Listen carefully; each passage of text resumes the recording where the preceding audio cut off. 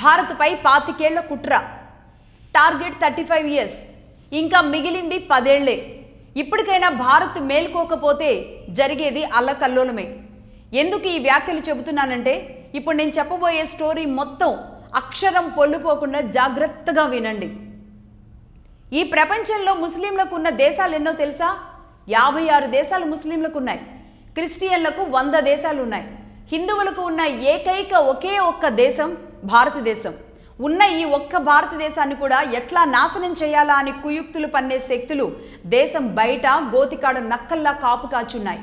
ఆ నక్కలకు తోడుగా దేశం లోపల ఇంటి దొంగలు, విశ్వాసం లేని సునకాలు, వీళ్ళిద్దరూ కలిసి భారత్ని ఎట్లా ముంచాలా అని పెట్టుకున్నదే టార్గెట్ 35 ఇయర్స్.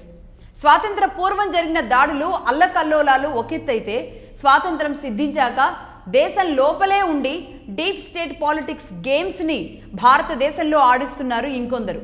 అఖండ భారత్ నుంచి మన రాజ్యాలు, మన సంపద ఒక్కొక్కరు ఒక్కో రకంగా దోచుకుపోయిన తర్వాత అన్నీ పోగొట్టుకున్న మనకి మిగిలిందేంటో తెలుసా? భారత్ అన్న ఒక బలమైన పేరు.